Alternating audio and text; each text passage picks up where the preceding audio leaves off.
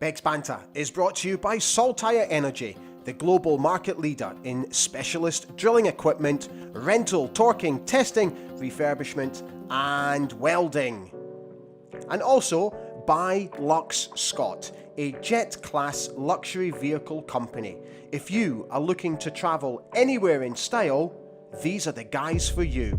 Check them out on their website, lux.scott.com.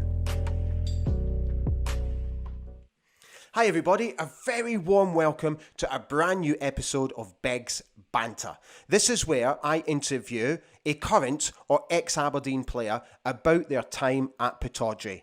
And today we're talking to a former skipper. It is Graeme Shinnie. These pictures are brought to you courtesy of Scott Baxter. Feel free to check out his website, scottcameronbaxter.com. Graeme was a no-nonsense type of player who took any game by the scruff of the neck and led by example. He joined Aberdeen in January 2015 by signing a pre-contract. He made 188 appearances for the club, scoring 12 goals. I was delighted to have caught up with him from his home in Wigan. Hi Graeme, it's great to see you. Thank you so much for jumping on this brand new edition of Begg's Banter. You and your dog Oscar. Yeah, I can't get him away from me. It's just me and him in Wigan just now. So yeah, he wants a piece of the action. I can't get him away from me. Brilliant. Well, he's more than welcome, that's for sure. Mate, let's go right back to your childhood, because I know that you went to Kincorth Academy, and like myself, you played for Dice Boys Club as a youngster. But during this time, growing up in the region, did Aberdeen Football Club actually express any interest in you? No, they didn't. Never in me. A couple of times in my brother when he was also at Dice, and there was a lot of clubs interested in him around that time when he kind of left Dice to then go down to Rangers. But for me, it was just playing with Dice, enjoying it. I loved it, to be fair. It's a strange one for me because I came through professionally kind of a little bit later than what a lot of people probably did. I think I started at under 17s level at Inverness. So growing up, I played with friends. My Dice Boys Club was full of friends. I still played with the school teams.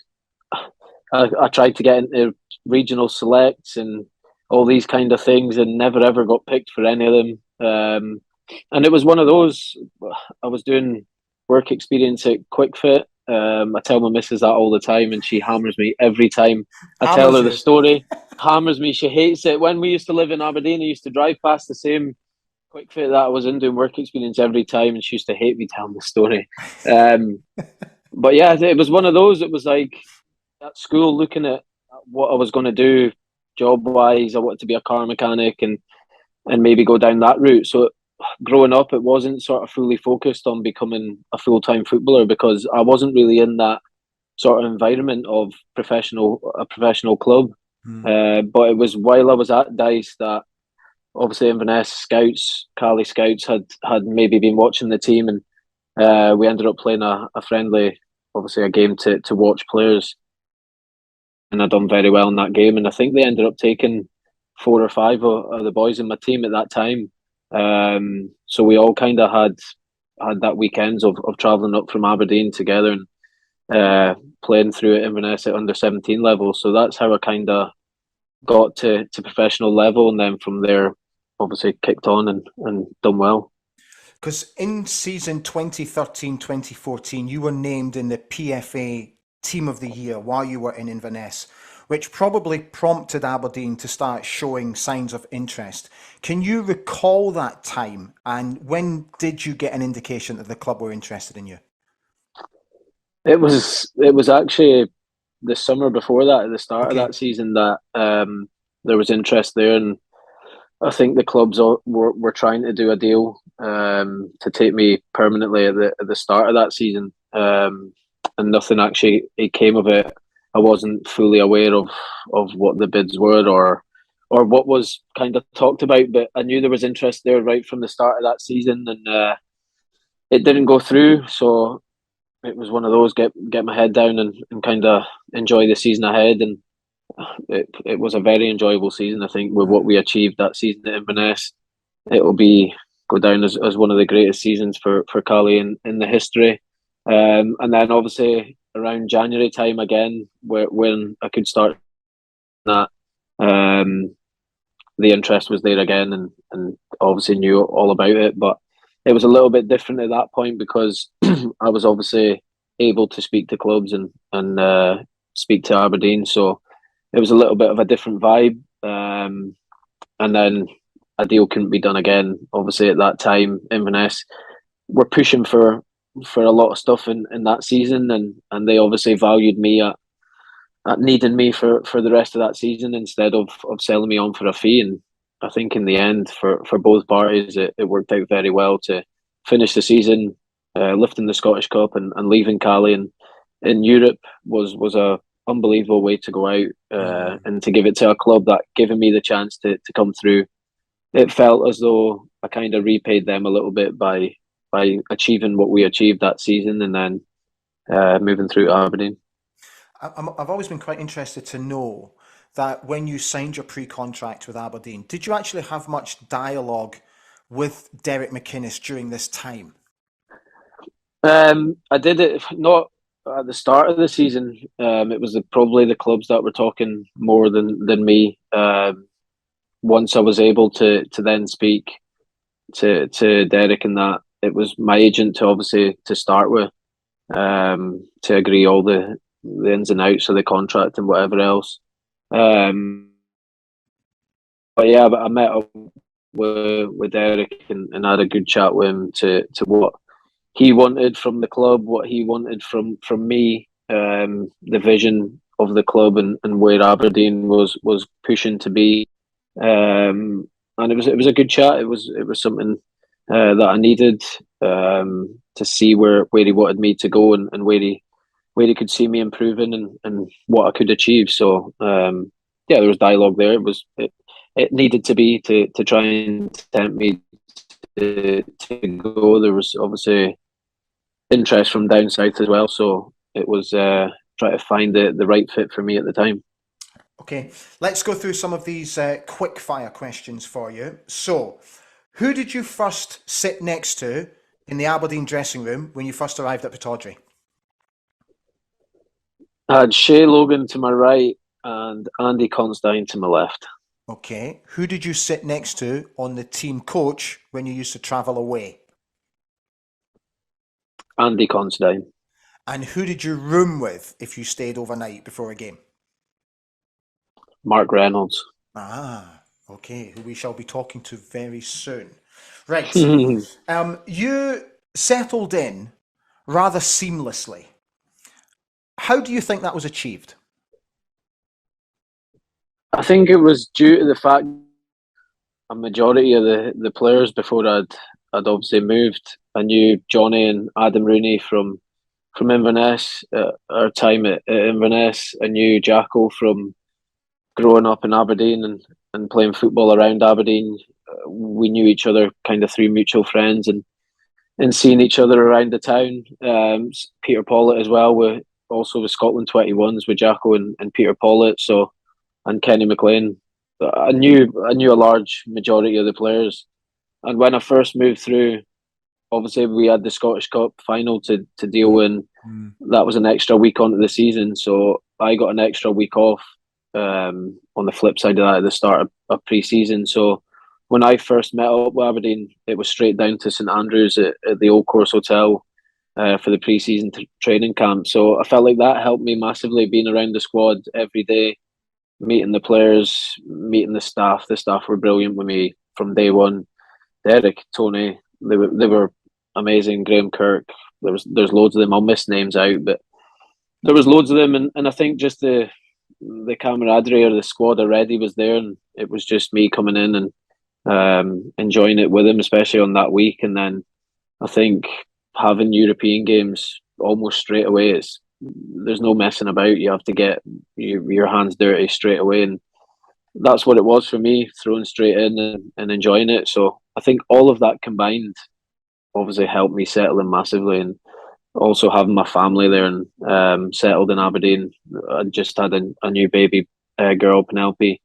She would have been 4 months, I think, at the time. So because I'd signed a pre-contract, we had already bought a house in Balmady and we were already settled in before pre-season started. So I think having that settlement off the pitch and having a happy family off the pitch, and then going into such a good dressing room and a good set of staff and games coming thick and fast, I think mixing all of that together, it was an easy transition. Yeah, it's half the battle, isn't it? Okay, so did you and Derek and Tony ever sit down and actually discuss what was your best role and your best position in this Aberdeen side? No, not really. Going down, obviously, I signed having played left back, and it was one of those. I had played centre midfield against Aberdeen for Inverness at Pittodrie, and I had a really good game that night. I can't remember what the score was in the game. I think we might have won 1-0. I think Danny Williams maybe scored. I can't remember if I'm right on that or not, but I played centre midfield and played very well. And I think it was that game that made the gaffer think like he can do a job for us in midfield.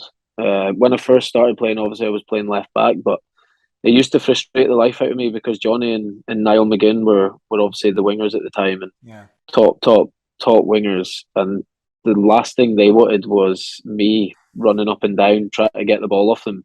They wanted me to leave them alone and go and take on their player. That's what they done. In my game was to be fair to Inverness, the way John Hughes came in and played, the wingers cut inside a lot of the time into the pockets for the fullbacks to go high. So I was more of a winger than probably the wingers in that team, whereas Johnny and Niall were out and out wingers. Johnny just wants to run. Niall, if he played on the left, used me more as a decoy to take players away and cut inside on his right foot. So that kind of it frustrated me a little bit with how I wanted to play, but it wasn't that I complained to the manager or complained in general. The manager just seen me fit better in midfield, and it's a transition that I probably need to thank the gaffer because centre midfield's where I love playing. I grew up playing centre midfield. It was only when I was at Inverness as a youth under 17s player, the under 19 left back at the time got released early because he had some issues off the pitch, disciplinary issues. So he got released early, and they took me through as a left back just to fill in. And from there on at Inverness, I played left back. So that's how I kind of made the transition. And then when I got moved back to centre midfield pitch, being able to kind of open up my legs, cover a lot of ground, be right involved in with the games. And obviously, I've continued that in my career now, being at Derby and coming to Wigan. I'm playing centre midfield, so I've thrived in that, and obviously that's down to Derek and his staff for seeing that in me and making that transition. Okay, so I worked out that you played in 18 Europa League qualifiers, but obviously we never were able to reach the group stage. How much of a frustration was that becoming? And do you think it was a monkey on our back? Yeah, it was a massive frustration for my whole time there. It it was a frustration, but it was also very difficult to do it. I think you had 4 rounds to try and get through, Yeah. and the first 3 were tough because there was teams in there that nobody really knew a lot about. So you were kind of going into it with the unknown. Could they be horrendously bad, or are they very good and we don't know? Some of them we knew a little bit more about. Rijeka, who had been unbeaten for as long as they were at home, and some of them, the Macedonian team, my first game, we didn't really know too much about and were very good. So it was that way. The first 3 were kind of tough as it was, and then I'm pretty sure the fourth one, which was the playoff one, is when kind of the Champions League ones who had not made it had dropped down into that. So then you'd have an even harder game to try and get into it. But I think the biggest frustration for us was not giving ourselves that chance of being in the playoff game to have that one game shootout. I think we had the team to do it. I think there was a lot of games, Kairat, Matty was a big one that was frustrating. It was 2-1 over there, which was a good result in the end. Taking them back to Pittodrie with all the travelling that we knew about, the time differences. I feel like that one we should have done better. We done well in the game. We just didn't take our chances and didn't punish them enough late on in the game. I think Apollon was a frustrating one, taking the lead over there and not playing as well as we could. So there was definitely games in that we could have done better, and we know that. But again, on the flip side of it, it was difficult as well. So I think in any case, it would always be a frustration because you've not managed to do it. For the 2017 Scottish Cup final, just before that cup final, you were named as captain for the game, and then not long after that, you were then named the club captain going forward. Can you recall that whole process of how that happened, and did it change your mindset in the build-up to the cup final? I don't think it changed my mindset. It didn't Okay. certainly didn't change the way that I play football. The way I play football is never really going to change. I'm always that kind of tenacious, hardworking kind of player that likes to get about the pitch, get on the ball as much as I can. So that aspect was never going to change.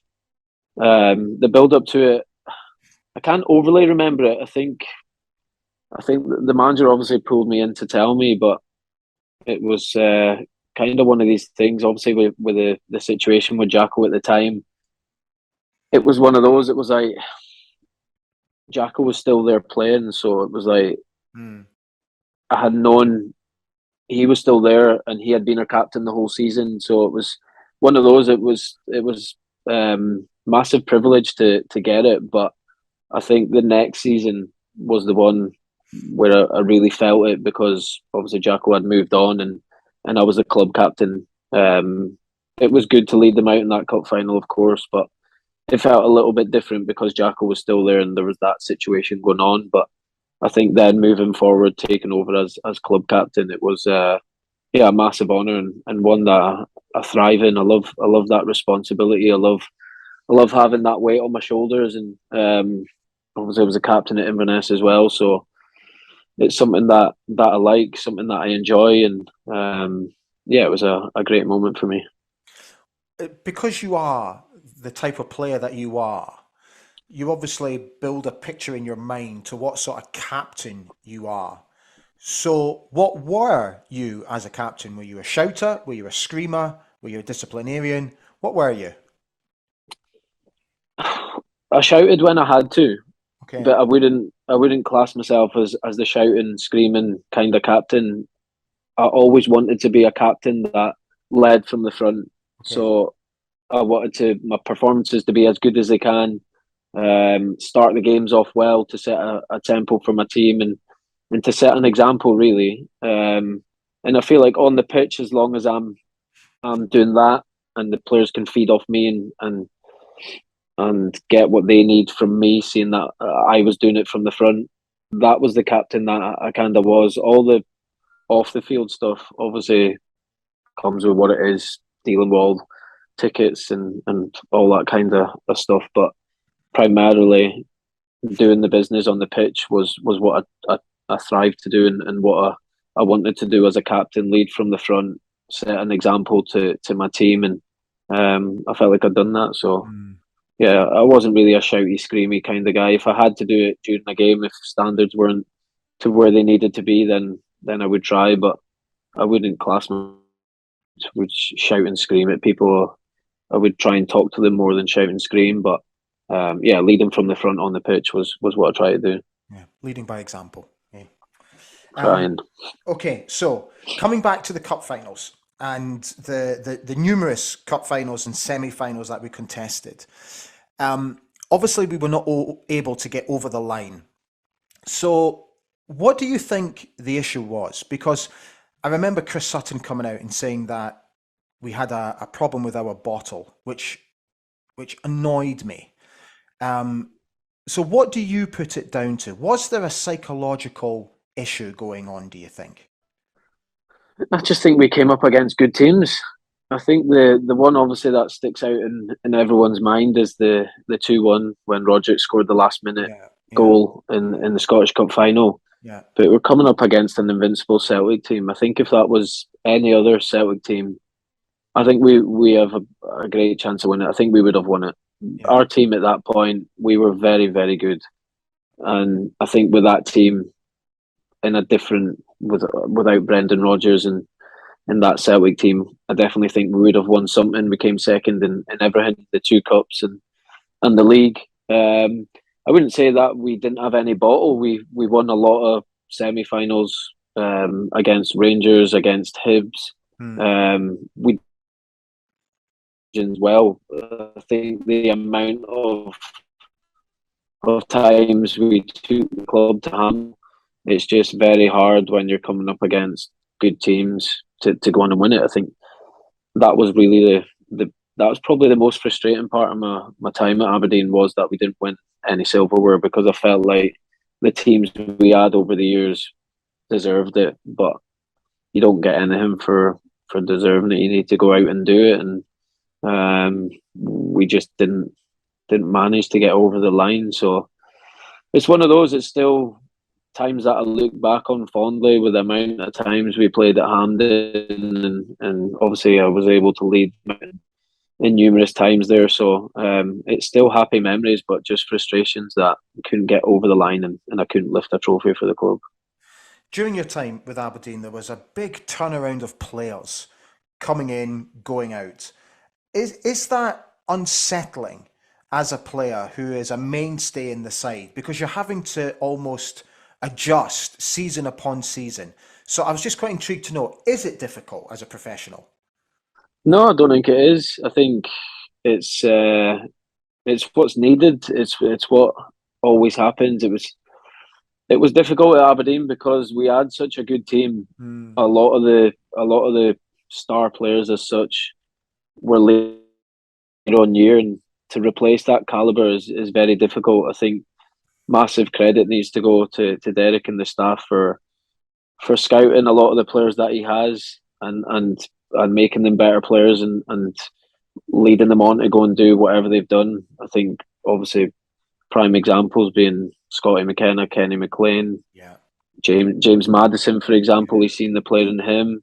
Ryan Jacks went to Rangers. A lot of the players have I know that won't go down very well on the Aberdeen podcast, but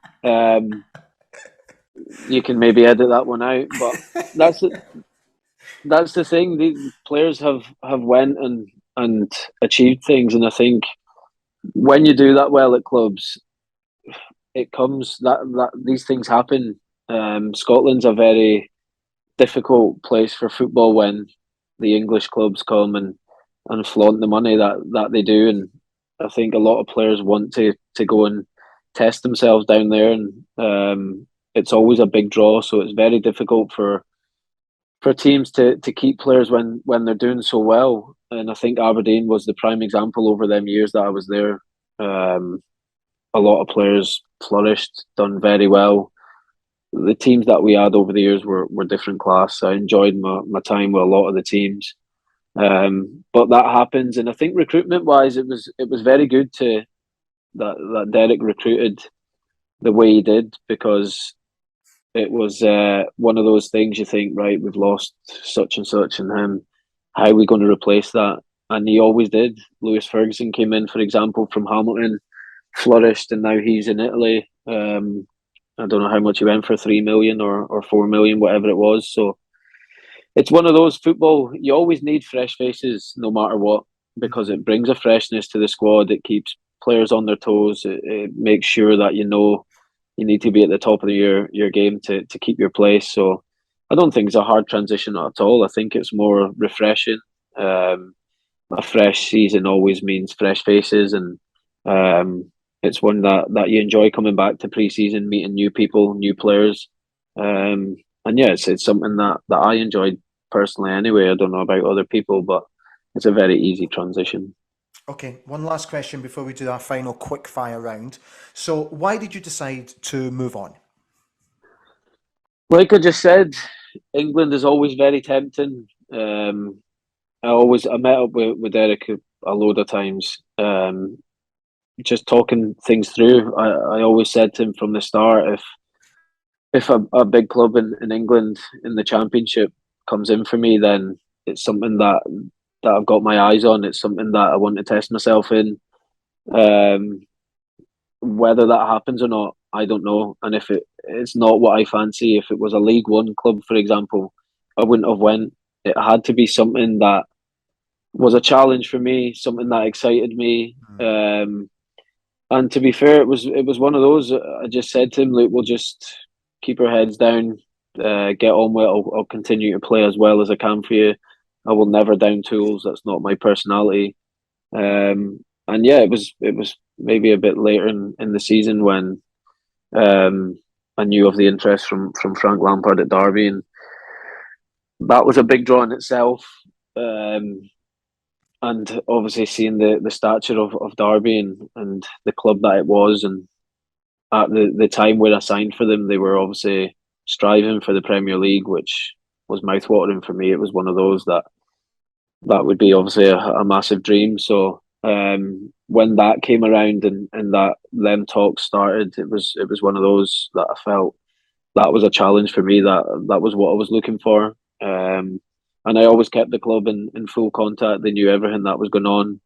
Derek knew everything, and give him his dues and all the club their dues. They tried the hardest to keep me and made their best offer they could, which I was forever grateful. They treated me very well from the day I walked in the club to the day I left. But that challenge that I seen was one that drew me in. And obviously the way it went in the end was a lot different to the way I seen it. Leaving the club in administration was my time there was crazy, and it's easy to look back on hindsight. But at the time when I signed for them, it was obviously a much different looking club. It was one that was one game away from the Premier League. By the time I'd signed my pre-contract, watching the games, they were one game away from the Premier League. So it was a lot different when I signed, and that challenge was what drew me in. And yeah, it maybe didn't go the way I thought it would have worked out, but it was something that I just couldn't turn down. Okay. All right, let's finish off with three quick fire questions. So, what was your favourite moment in an Aberdeen shirt? Leading the team out in cup finals. Okay. What was your favourite goal that you scored for Aberdeen? That's an easy one. Apollon Limassol. Okay. And who was the best player you played with during your time at Aberdeen? I I hate these questions. It's, I get asked these so many times and stuff like this, and I hate them because you obviously have so many players Okay. that you Let's put could it say. let's put it this way. Who was the most technically gifted player that you played with at Aberdeen? James Madison. Oh, really? Yeah. Interesting. Okay. Why? From the day he came in, his feet, his ability in tight spaces is I think you can see obviously now to what he's went on to be. I knew from the day he came in, he was confident. He always wanted the ball. He was a player that could make things happen. Yeah, he was top quality. But saying that, I love playing with a midfield of Kenny and Jacko. I know again people won't be happy with me saying that, but that three in midfield, us three gave so much different things. Jacko was the pivot at the bottom. Kenny could spray passes, get on the ball, run at people, and I was the wee Aberdonian running about trying to get the ball back. But I think the blend of all of that together, that midfield three was very very good. Um, Johnny was very good. There's so many players that I would hate to miss out, and I will miss out loads of players, and that's why I hate it to that extent. But um, the most technical one that I'd probably say would probably be James Madison. Brilliant. Mate, thank you so much. It's been an absolute pleasure catching up with you. Not a And problem. yeah, thank you so much for coming on. It's great to see you. Thanks for having me, mate. All Appreciate right, it. pal. All right. Take care. Speak to you soon. Cheers. Bye bye. Bye bye. My thanks to Graeme for joining us today. If you enjoyed the watch, please feel free to subscribe to the channel.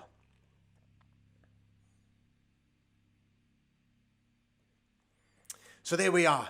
Thank you so much for watching today's show. I really hope you enjoyed the watch with Graeme, and I shall see you again very soon. Thanks for being with us. Bye for now.